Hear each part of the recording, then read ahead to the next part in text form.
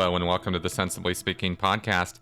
This is Chris Shelton, the critical thinker at large, coming at you on Google Play, Stitcher, iTunes, as well as with video normally on YouTube. This week we are audio only, and that is because I have a very, very special guest.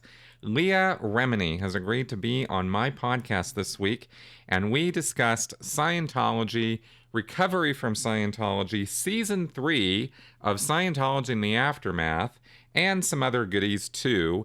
I think you guys are really going to enjoy this show, so without further ado, here is Leah. Thank you, Leah, for being on my show, and hey, congratulations on Season 3. Thank you so much. We're very excited. Very excited. Yeah, definitely. We're everyone in the community and all my friends, everybody in the ex-Scientology world are definitely excited about this because it's more of an opportunity for you and Mike to speak more truth about what actually goes on in that group and expose more of the abuses so that we can get them to stop it.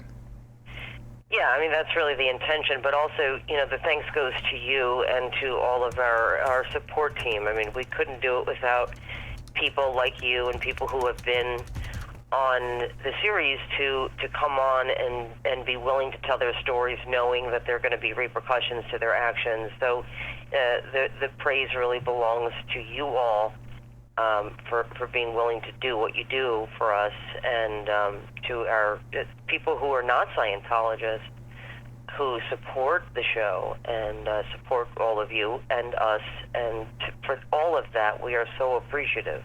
Big time, yeah. Well, thank you very much, and it definitely is a group activity. None of us are alone in this. Well, no, and too, a point to bring up there is that people like us or people who are coming from this type of cult mentality is that we are used to being in groups, and that's something that you lose right away is the sense of belonging. That's a really good point. Yeah. Because as screwed up as it might be, you still belong somewhere. You still have a mission in life. And so that is why I think these organizations are so dangerous, is because they speak to that in people who don't want to be alone. That very good point. And unfortunately, we do have that instinct for group survival, and it's unfortunate that there are people out there who are willing to take advantage of that. Yes. Exactly. Yes. Well, yes. May I ask, do we have any ideas yet on what we can expect in Season 3? Anything planned you can share? Well, not too much, only because I don't want to, as you well know, Scientology will be listening to this and of course. using everything that they can to try to preempt the truth, which the good news is you can't. Right, exactly. Truth persists. Yeah. So, but at the same time, I don't like to play my hand before it's time. But we definitely are focused on action, and Scientology is not helping itself in the way that it continues to lie to the public, try to attack all of us, the show, A&E, its contributors. They certainly don't help their cause. It only makes us go, well, we got to continue. That is exactly right. I'd be more than happy to stop at any time, and as soon as they stop their abuses, I'm sure we can. Right, that's what was so funny is, and I'm sure you've been told this too, where the people who were out but not publicly doing anything to be out have contacted me and Mike, and I'm sure you as well, and said, oh, Scientology called me, and they're trying to repair my damaged relationship with them, or they finally made somebody pay me back who owed me money. And I was like, great. Like, that doesn't hurt me. I mean, this is good news to me. That's right. But their first instinct was to call and say, can you believe it? I go, I don't care what their mode is. If they're doing this to make all of us wrong, great. Please make me more wrong. Exactly. Make things right that you've done wrong. That's right. Repair some of these hearts that you've damaged. Start apologizing to the children who've been molested, who are grown-ups now, and hurt by you. please make it right. So that they're certainly not doing. They're doing the smallest things they could do. And the reason for that is just so that these people don't go off and talk to us. Exactly. Really Damage control. And that's fine. For whatever sordid reason you're doing what you're doing, if it heals one person from Scientology, then I'm fine with it. It's not hurting me or anyone who is really doing this for the right reasons, which the group that we have put together with you and everybody involved, and Jeff and Mark and Claire and Mike, and everybody that, everybody who's connected to this, Aaron Smith-Levitt, everybody is trying to do the right thing by people. I have to ask, have you checked out Scientology TV? I could only, the mobile app, whatever it was, not that bright, it crashed. Yes. And that wasn't because of high volume. But I could only watch it for a short time because I guess I had higher hopes that they were going to do something else other than promote the lies that they've been promoting since its inception. So it's more lies, it's just a commercial. I was only able to stand about an hour of it. Yeah, exactly. And we've already debunked all of the lies, so, to keep promoting it. But that is the good news about Scientology. They know no other way other than to continue to do the same thing over and over again, because L. Ron Hubbard wrote the policies are not changing. So, it wasn't like a victory. I don't know. It's a mixture of sadness still, Chris. I still can't kind of wrap my mind around why you continue to defraud people. Why would you want to take their lives from them and their money and their children and their mothers and their fathers and their brothers? Like, why? I know, it's weird, isn't it? It's hard for people who have empathy and compassion to get into that headspace of somebody who would do that to people out of avarice or greed or power or whatever. It's difficult to understand. Yeah. See, now you and I know, and Scientologists who are listening know that we as Scientologists or even Sea Org members, low level, really believed in those statistics. We believed what was being told to us. We believed we were helping, whereas David Miscavige absolutely knows the truth. To say flippantly for money, of course they're doing it, it's for money. Most Scientologists believe that they're helping. Most Sea Org members are not privy to the information that David Miscavige has. True. He knows those statistics are untrue. That's right. I personally think that he stopped believing in the subject, but that's just supposition on my part. But I based on how he acts and what he does, I think he knows it's not a thing. Well, I believe he thinks it's not a thing, but I also believe that he believes it's not a thing because of the group, the incapable group that works underneath him. Yes. He's constantly surrounded by SPs, he says, yes. Correct. I mean, he told me that face to face. Right. That's right. So he truly believes that 99.9% of the organization is incapable. And that is quite something for someone who's supposed to be leading a religious movement whose whole philosophy is that anyone can be bettered. Correct. I mean, if you have the technology to fix everything in a human, why hasn't it worked? Exactly. And that is, and he doesn't even try to get those around him, much less the people at the lower levels of the Sea organization, to avail themselves of Scientology. He just works them and works them and works them. That was I had firsthand experience of that.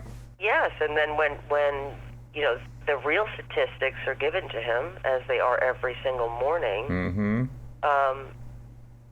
hey, 2 people made it to this point in Scientology, and he purposely manipulates those numbers to football fields, and if you took the pages Yes. that this one read and times it by, this is, this is what I'm trying to say. Scientology is run as a business. Right. And I do not know why the authorities are not looking at it that way. Yeah. Big business. It's even a full-on business model with sales and fixed donations for services that might as well be, Well, it's a pay before you go. That's right. I don't know why people are not grasping that when they talk about beliefs. I don't care what you believe. Here's the thing. You cannot get a service in Scientology without being routed to a sales office. They have sales offices like they do at car dealerships. Yep. I can't take the car. That's right. Let me think about it. Very different from me going into a church, a real church, Mm-hmm. and praying, and no one's saying, what's your name? You can't come in here unless you pay for this religious service. That's right. So it should be treated as a business. Precisely. And looked at as a business. But, yes, this is really where the focus needs to be. As you know, they continue to cry religious bigotry and do the same number, but, no. When your so-called religion is hurting people and stealing people out of hundreds of thousands, turning into millions, turning into billions of dollars in assets, and it's hurting people. Mm-hmm. Yeah. Yeah, definitely needs to be put down. Something has to be done about it. That's right. Well, let me ask you a couple things. Moving off of that for just a sec. There was this rumor for a little while, and I figure, I might as well take advantage of this opportunity to ask you directly. Sure. Is there any truth to the idea that you might end up also doing a show or something connected to talking about other destructive cults or groups? Yes, I am. And the only reason why I haven't come out and outright talked about it is because at this stage we're in the investigating stage. We're seeing where this can fit in, but definitely through the series, many people have reached out to me and Mike, and I'm sure you guys as well. Oh, yes. And saying, you need to look at this, you need to look at that. This is very similar to Scientology, and would you help us? And so, this is something, listen, a lot of people, I go back to this, a lot of people who are in Scientology because they had something in their heart that wanted to help people and wanted to leave this planet a little bit better than before. And that is at the heart of everyone who gets into this, is they want to help. And they give up their lives because they want to help. They give up their money, they give up their children, they give up because they think they're doing it for a better cause. That part of me, that part of you, that part of many Scientologists and people in organizations like it still have that heart. That was something that was innate in all of us. It had nothing to do with Scientology or whatever organization you were affiliated with. That is still who you are. And so this speaks to me, whether it's Scientology or similar cults. When people ask me for my help, I always want to help them. It doesn't matter what it is. If it's me helping you move furniture, me helping you decorate your house, me helping you with your marriage, like that is just the person that I've always been. I do have plans to do something exposing other cults like this, other dangerous organizations, Goliaths of the world. Maybe they should exist, maybe they shouldn't exist, maybe they should exist in a different way. But I'm going to answer the call to people who ask for my help, whether that's tomorrow or next year, but it definitely is in the works. Awesome. That is really good news. I know for me and a lot of people, because I've of course on my channel spoken with members of other former groups, groups and former members, and the stories are just as tragic and just as horrible, and the abuses can be just as bad as what we've encountered. And a lot of them have the same policy. Something has to change. Something has to change. We cannot have laws that protect abusers under the guise of religion. It just can't happen. Like I said, I don't care what you believe in. You know, if you want to talk to a watermelon and pray to it, I really don't give a crap. Mm-hmm. But where it comes to protecting our children, that's a different story. And our government should be protecting our children. Our laws should protect our children from getting hurt. I couldn't agree more. Thank you. Well, let's get personal for a bit and talk about recovery from Scientology. Yeah.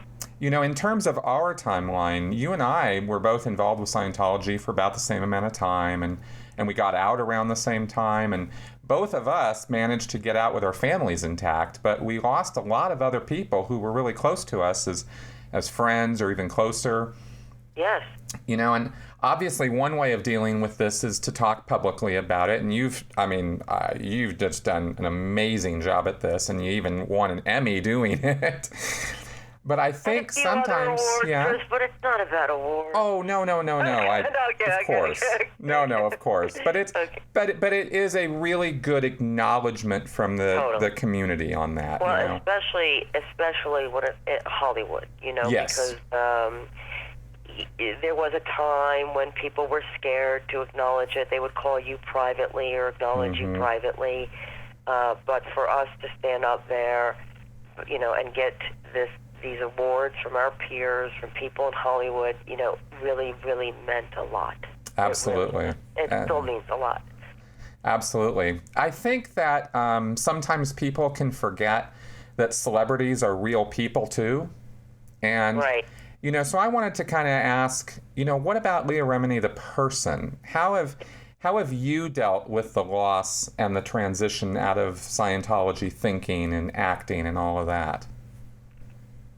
Well, for me, it's not an easy thing. It's not something that I'm over. You just don't get over it. You know, on your computer, you often, you know, look through pictures, and you know, I'm trying to find pictures of my daughter at a certain time because I want to do collages for her and things like this, right? Mm-hmm. And I come across pictures of my friends that I was raised with, and my daughter's friends. You know, my friends I had babies with at the same time, and you know, there's pictures of them on Christmas and Easter and things that I celebrated here at my house.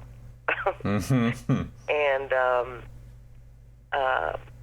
it's like, wow, to know this person was like family to me, and for them to have picked Scientology over me, knowing that I was there for them when they needed me, when it had nothing to do with Scientology. Yeah. At times when it did have to do with Scientology, and I stuck my neck out for them when they were in trouble with their church. And I just, you know, financial help, emotional help, for 30 years, you know, you go, what? Yeah, it's very sad. It's just not something that you just get over. It's just not something you get over. My relationships that I had in Scientology with even the members, the Sea Org members, the staff. You know, celebrities get very close to their Scientology handlers. Right. And, you know, my handler was at every birthday of Sophia's. Wow. At every important event of my daughter's. You know, she doesn't remember them, thank God, but she'll ask, like, why doesn't Aunt Catherine talk to us? You know, and it's like, to have to say, well, she can't talk to us, baby, because she's a Scientologist, and her response is, I don't understand. I go, right. Yep. You shouldn't understand it. Yep. You should never know it. You should never rationalize it in your little mind. Exactly. It's not right. It's not right. So, to answer your question, it's a healing process that it could take forever. You know, and, you know, you and I have talked about this before. You know, I've noticed that not a lot of Scientologists, and I don't know if this is true for other cults, don't really want to receive help after this, after leaving something like this. And I'm one of the rare people that are in therapy and has been in therapy, but I've noticed even when talking to my therapist, there's certain things I haven't revealed to her. Mm-hmm. And I'm very kind of protected still because I'm like, you're going to use this against me. You know what I mean? Like I still have that, you know, or to admit that I'm a victim. I mean, one time she said something about being a victim, and maybe most people don't know this, but Scientologists do, and other people familiar with this kind of theology would know that there's the word victim in Scientology is probably the worst thing you could ever call yourself. They don't allow you to be a victim. Mm-hmm. Even if you are, something horrible happens to you, and you can tell me, please stop me, Chris, if you feel that I'm exaggerating. You are raped or molested Mm-hmm. or abused mentally, physically, in any way. If you get hit by a car, Mm-hmm. Mm-hmm. it will be your fault. That's right. You pulled it in. They will say, you did something to have that happen to you. Now, most people go, that doesn't make any sense. Right. How is a child responsible for being molested? Mm-hmm. A child. Mm-hmm. Well, in Scientology, they will take it back to another lifetime because Mm-hmm. Scientology believes in other lifetimes. That's why they have really no importance on family, because they literally have said this to my face. Well, she's your daughter this lifetime. Mm-hmm. Well, Angelo, I mean, you could divorce Lee. I mean, she's just your wife this lifetime. You know, I mean, Mm-hmm. it's not a bit like these things are not important to Scientologists, and that's a fact. That's not my opinion. That's a fact. That's right. So, Well, I have to sit here and admit that when I was a Sea Org member, I said those things to people. babe, so did I. You know? Yeah. It's not like. Listen, I didn't say to a child. Thank God I've never been had experience. But when it came to marriages, it's like, okay, just move on now, would you? Yep. If there's a death in the family, if you are crying more than 10 minutes over it, they literally go, what is happening? Mm-hmm. Like, the person's already off getting another body, Leah. You're dramatizing. Like, I'm being dramatic Mm-hmm. for being still upset that my grandmother died 20 years ago. I still miss her. I still get sad about it. You know what I mean? But if I was to say that to a Scientologist, they would look at me like, what is all... Chick, get your crap together. Are you serious? That's right. Your grandmother's probably your daughter. Like, what's the matter with you? That's right. Right? That's right. So there's so the word victim. So, let me just clarify that point. So they will take a child, like a person, you know, if they're 16 and they're getting auditing or whatever, 13, doesn't matter. And they say, well, do you get any kind of pictures from another lifetime where maybe you did this to somebody? Maybe could you understand that you were a man or you were a woman who maybe molested a child? Like, this is the stuff that they say to people. Mm-hmm. So that you're never allowed to be a victim. That's right. So the whole point of it is to say to you, you've done it too, so get off your high horse and get over this. Mm-hmm. We're not saying it's right. Like, you probably shouldn't have done that, but, like, that shouldn't have happened to you, and we'll work, we'll fix that person within Scientology, but hopefully they'll get better. Mm-hmm. But, because I don't want to say that they think it's okay. I don't think they think it's okay. Mm-hmm. But No. they certainly don't think you've been a victim of a crime of which the person should be reported to the police for. That's right. That's right. Do you want to speak to their ideas on sympathy? Right. So when you're training, a lot of your because you have to go in every single day as a Scientologist, you have a minimum of 2.5 hours a day of training in Scientology, which means you're learning to administer Scientology to another, Mm-hmm. or you're getting counseling. So you're doing one or both every day as a Scientologist, every day. Mm-hmm. And one of the training routines that you have to do as somebody who would administer Scientology is not to give sympathy Mm-hmm. while somebody's telling you a horrible story about themselves. So quite often when I was like drilling this, practicing this, I would cock my head to the side. Mm-hmm. Just kind of like, and I'd make that face, like, oh, baby. You know what I mean? Yep. And every time they'd say, hey, what are you doing? Yep. Wipe that face off, like your sympathy face. Stop doing that. You can't give people sympathy. It'll make them sicker. They'll continue to be on the victim train if you make that face. That's why a lot of Scientologists, a lot of times we were called robots. Mm-hmm. Because we were trained to not show any emotion. That's very purposeful. That's right. Very purposefully trained. Yeah, so imagine, what do you train on a communications course? 5? What do you start on a communications course? Oh, yeah, I was personally doing TRs when I was 5 or 6 years old. Right, so TRs is called training routines. So That's they're right. basically like routines that you would train every day to learn to be a Scientologist. And it's in this communications course that is on their website, is so innocuous as something, just learn to communicate better with people. No, it's teaching you how to be a robot, and it's teaching you how to be uncaring, not only for another, but towards yourself. Mm-hmm. You learn to untrain yourself to be human, compassion. You don't have these things as a Scientologist, compassion and empathy. That's right. And this is just not something we are reprimanded for giving people sympathy, for having sympathy. It was a full 2 years after I got out of the Sea Org before it even started dawning on me that maybe there were some emotional problems. Yes, honey. Did you feel that way? Listen, you and I both know, and people who've been in the Sea Org, we're trained to be hardcore, if not, what they teach in Scientology is to be abusive. Mm-hmm. It's abusive. Like, you understand, if you ever saw a Scientologist talking nice to another Scientologist, you go, oh, that's a PR action. Because behind the scenes, we would destroy each other. Mm-hmm. Destroy each other. The way we talk to each other. Now, understand, if you're learning that from age 5, I'm learning now, like, you can't talk to people like that. Right. That's because I'm just learning that. I'm damn near 50. You know what I mean? Right. And I'm just learning this is not appropriate in the real world. Right.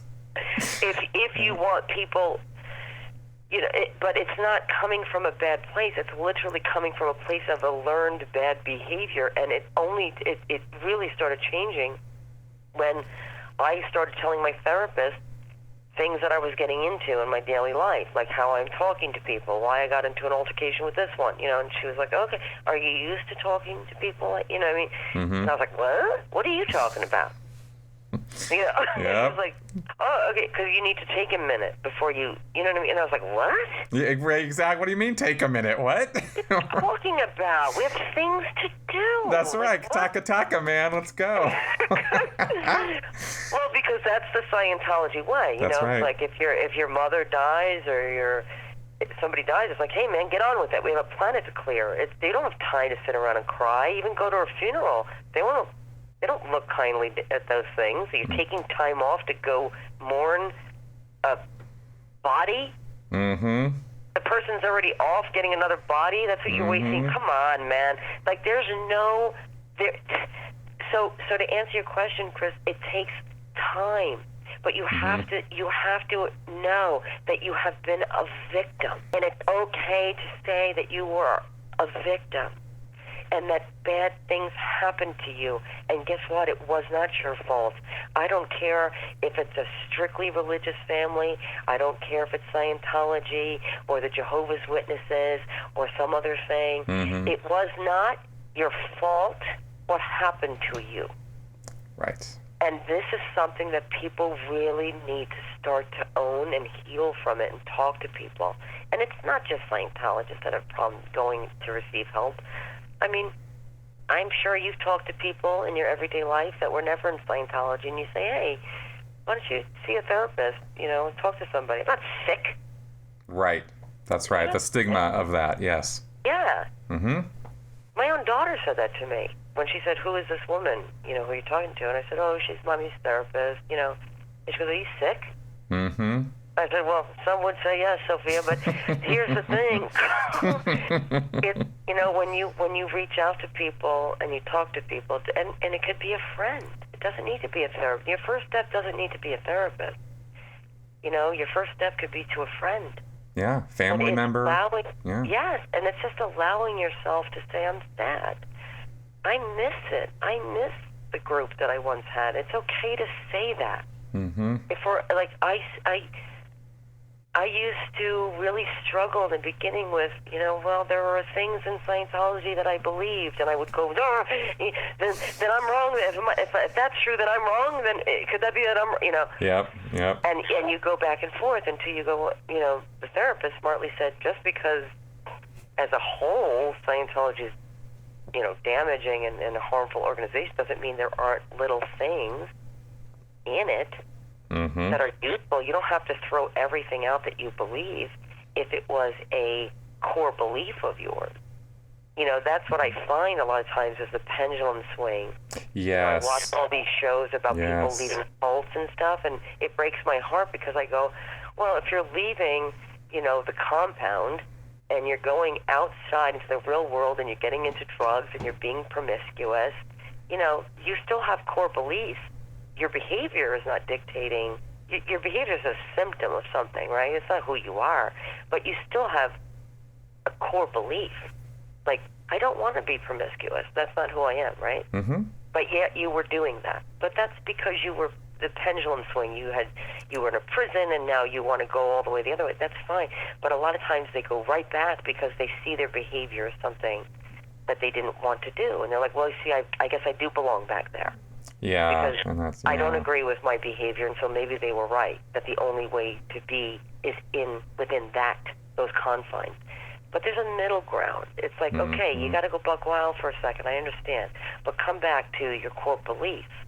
That doesn't mean you need to be part of an organization to keep the decent side of who you were or what you agreed with. That just happens to be common sense, right? We can all agree. Nobody really wants to get up in the morning and go, oh, I want to lie. I want to be promiscuous. I want to cheat. I want to watch porn. Nobody wakes up trying to go against their morals. But know what your morals are.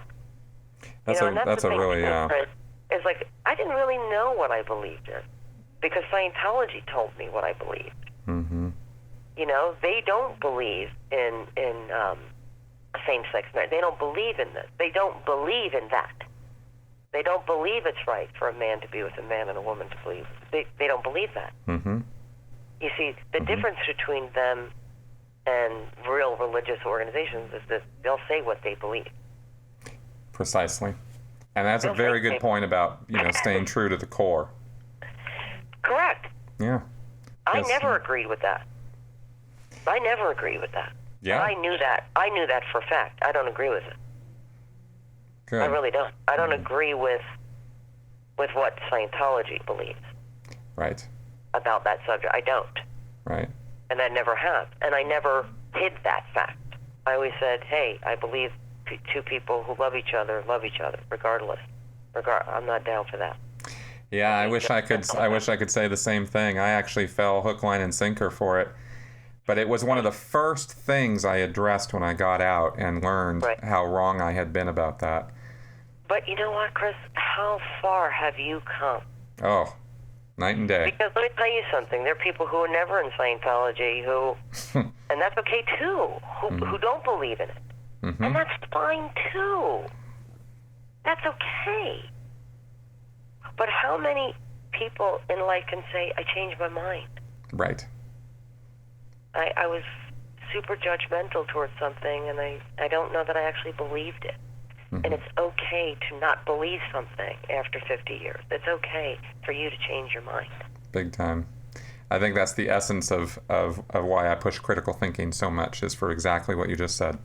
Right, and critical thinking, which, is a play on words in Scientology. You're not allowed. You're not allowed to be a critical thinker, right? If you're critical of anything, you're going to be punished for. By the way, you could be critical of anything that's anti-Scientology, but you cannot be critical of anything in Scientology or Scientologists. That's right. Not even any joking about it. No, you can't joke about Tom Cruise, David Miscavige, L. Ron Hubbard. No jokes are to be had. That's right. There, you're considered an enemy. But critical thinking is something that that Scientologists are not afforded, which is why a lot of questions, I'm sure, have asked of you as well. Well, if they're not allowed to be on the internet, how are they on the internet? Or don't they have access to the internet? Yes, they have access to the internet. They're not allowed to be on anything anti-Scientology. Well, how would they know? They have free will. No, they don't. They have been trained to believe that if they look at things that are anti-Scientology, they will die. They will get sick.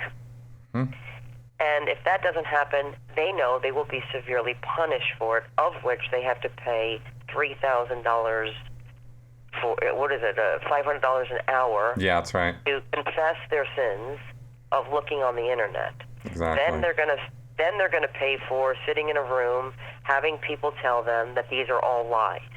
That's right.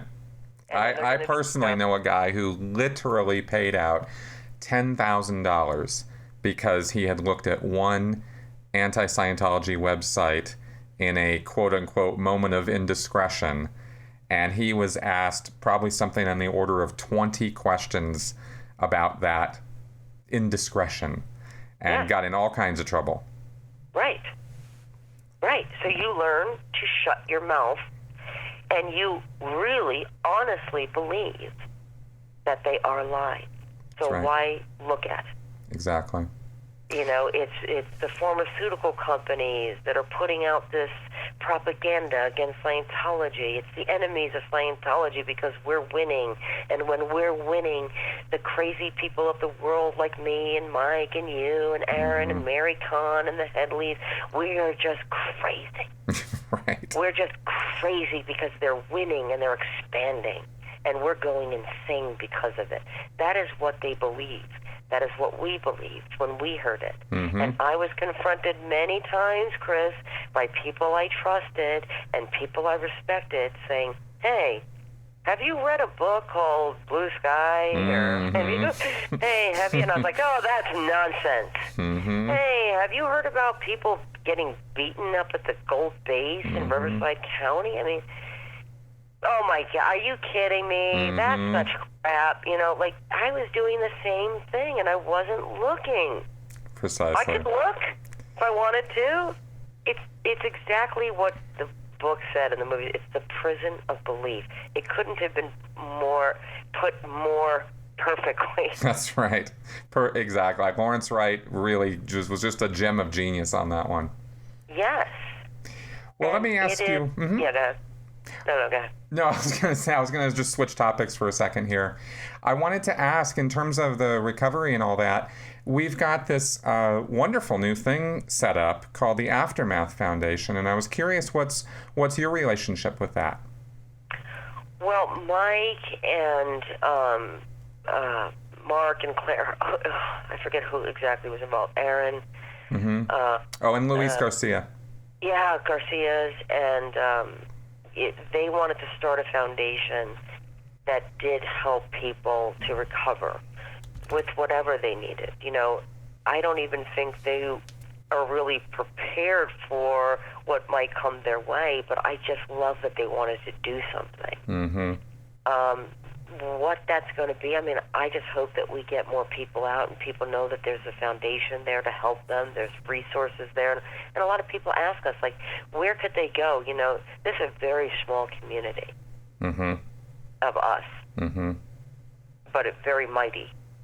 Yes. You know, it's like, you know, Mark and Claire helped somebody, and then Mary Kahn helped Mike, and then Mark helped Mike, and Marty Rouse. But, like, do you know what I mean? Like, everybody until Marty has gone, you know, went crazy, and now and I actually feel really bad for Marty, especially if there's a child involved in his insanity. Yep. Because it's insane. But anyway, so this foundation was set up to support those people, and there are people who have continually helped people who come out just on their own, just out of their own pocket. And this is how this whole, you know, how everybody kind of got back on their feet was through other Scientologists who left. Like, hey, you can come stay with me. Okay, I'm going to get you a job. Okay, I'm going to get... You know, and everybody kind of got on their feet from this, like, core group of people that originally got out. So The aftermath is there for that, so that it's not falling on one person who's doing well in the outside to continue to help people who come out and don't really have any resources. Awesome. Yeah, I really validate the effort, and I'm, of course, happy to help in any way I can as well.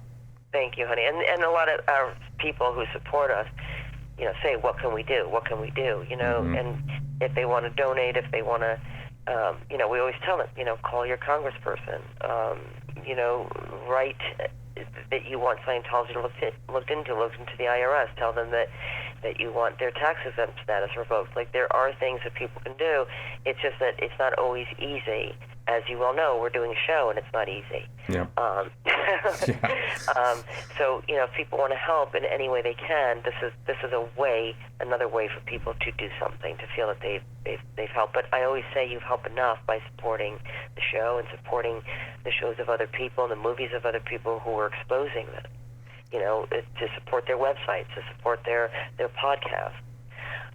So there's many ways. We're all connected, and we're also supportive of each other's work. There's not one person who has, well, this is my thing. This is all of our thing. Exactly. Yeah. And I'll be posting a link to the Aftermath Foundation website on the show notes here, so people can check that out. Thank you. And listen, I want to make sure that I didn't evade your question successfully. Do you think that I answered your question about getting help? Oh, I do. No, okay. I think we covered that well. And you mentioned, being in therapy. I did want to circle back to one question on that, which was based on the experience you've had personally for yourself over the last couple of years. What would you say to people who are coming out of Scientology or other high control groups as far as any direction they could get or go in? I think the important thing is to have a network of people that know your story, because it's very hard to talk to somebody who wasn't in that organization. You end up spending a lot of hours kind of laying well, let me explain this first, right. So you can understand how screwed up I am over it. So it's important to connect up with people who were in the organization, in whatever it is. If it was a gang, if it was another cult, if it was, even just a belief system, you need to be around people who understand how you're feeling, because they're going through similar things. And you talking about it over and over again, it does help. That is why you have to have a network of people, because the people who weren't in are going to go, okay, enough now. Like, how many times do I got to hear this? Right? That's right. But people who heard it go, I get it, man. I totally get it. We're still talking about it. I get it. I mean, it's 4 years later. I'm still talking about it, right? Mm-hmm.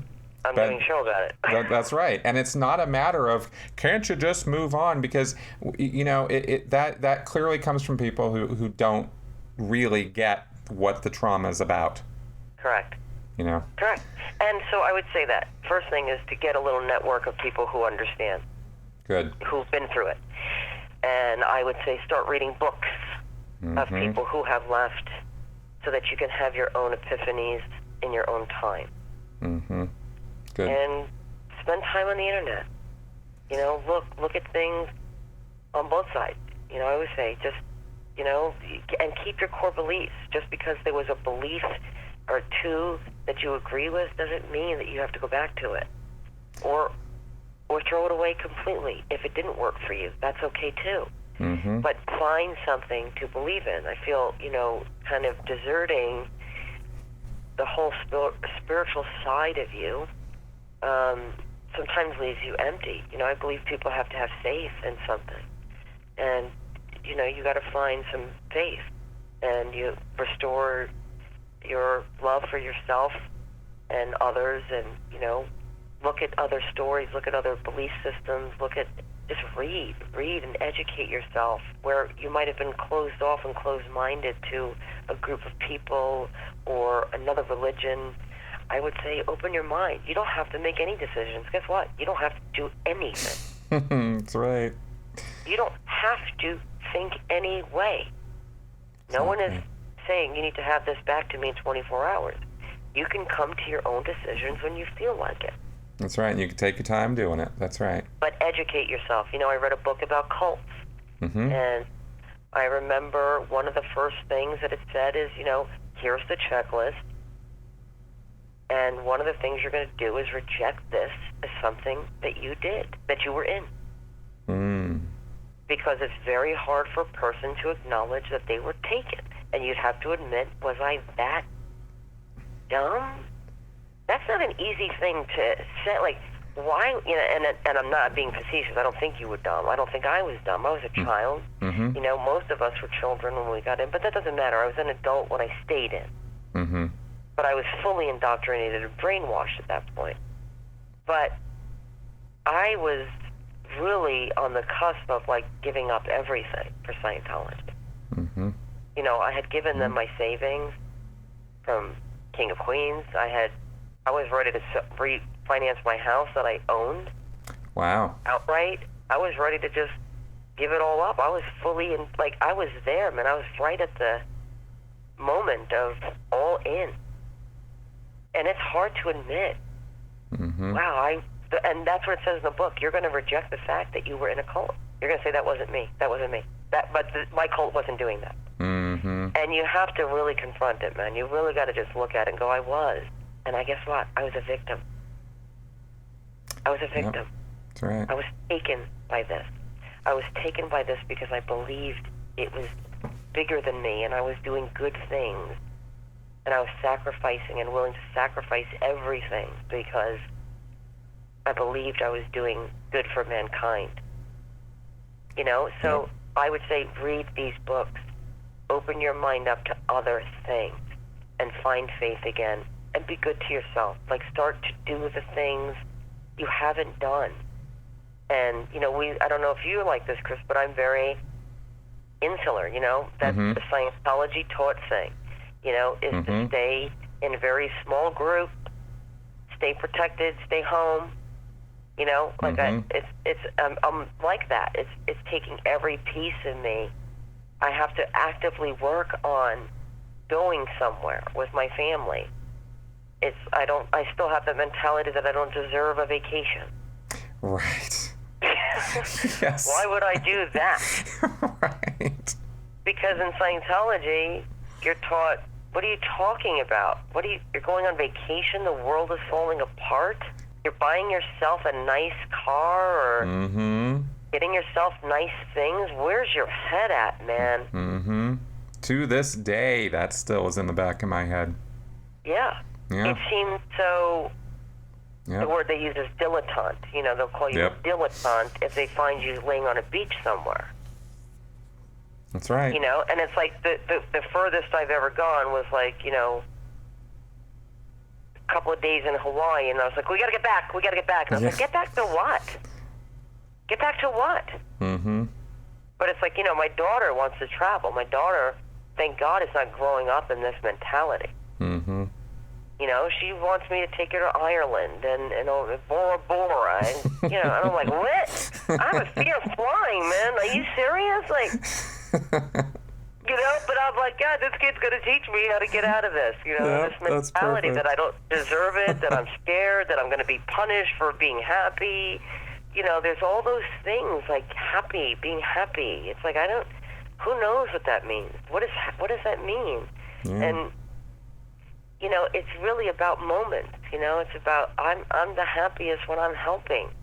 I am the happiest when I'm helping. Yeah, me too. And that's a big part of who we are. And that's why I do what I do. I even doing comedy. If I'm making somebody laugh, I feel like I'm helping them in some way. And then in the end, it gives back to me. So really, it's selfish.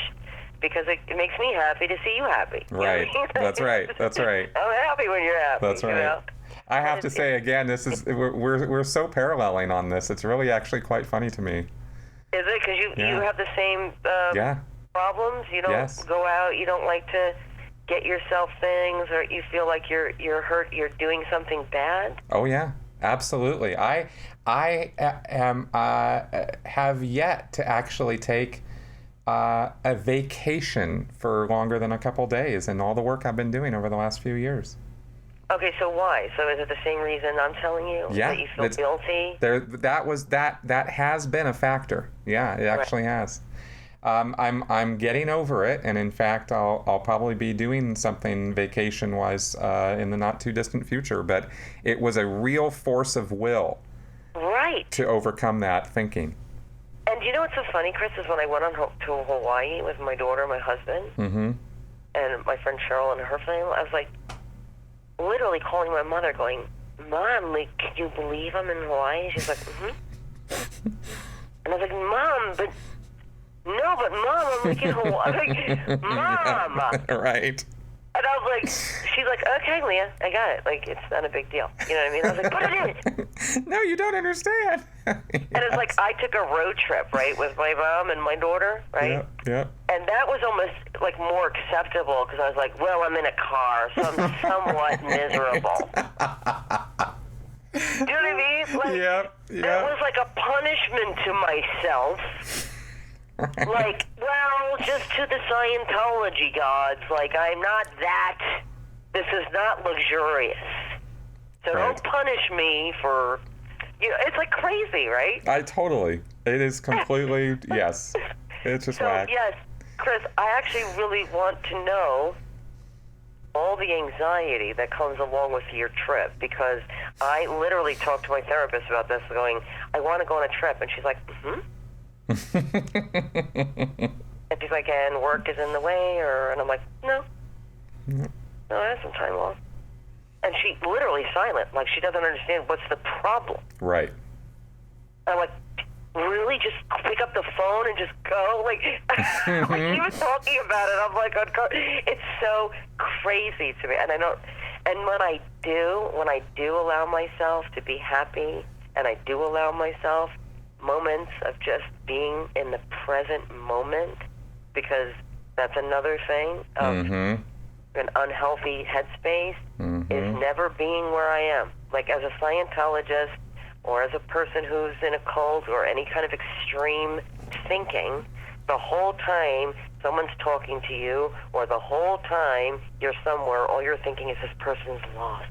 If they only had the real answers. Right. If they would just be more this or more that. This person's totally lost. And if you're somewhere where you're having fun, you're like, you don't deserve this. What are you doing? You're wasting time. You're not doing anything good for the world, you lazy ass. You're sitting here drinking a Mai Tai, you fat ass. Like, these are the things that are going through my mind. And I am never just fully present with somebody, allowing them to just tell their, whatever they're, you know, as a Scientologist, I used to just think they're lost. They need Scientology. Instead of just listening to a friend. That's right. Without judgment, without thinking what my next move should be, how am I going to get them in, or any of those things. Like, I'm really working on that. And, you know, I once went to Montana on my road trip, on my Harlow road trip, and it took me 2 days to just kind of be there, just to be there. You know, have you ever been to Montana? I have driven through it, yes. Okay. When they say God's got, like, you know, you go, oh, it's God's got, okay. For 2 days, I kept hearing a car pull up. Like, I was like, okay, this place is haunted. I'm going crazy. I keep hearing a car pull up on the gravel. Like, I had this very fixed idea that it was a car somewhere. And we're in the woods. Like, we're in the woods in a cabin. You know, and I was like, this is crazy. This is some deliverance stuff is about to go down. And I'm not down for any of this. And I was thinking, how do I protect myself? My nails will work as a scissor or a knife. And, you know, I'm planning how my attack back, my defense. And, you know, after 2 days, I literally just, I don't know. I just got there. And I looked up, and it was the trees, just the leaves, just going back and forth, was making that noise, you know? And it was it was like not a mystery. It was just the trees. And I just was like, I literally sit there, and I was like, but it took me 2 days to just kind of connect up with the sounds going on around me. And I would sit there at the Blackfoot River, and I was just in awe of just simplicity. Yes. And there's my daughter playing with my mom by the water, and I'm like, this is amazing. Like, it literally made me cry. And I was like, these are the moments, you know, they talk about happiness, and we're searching. It was just seeing my daughter play with her grandmother.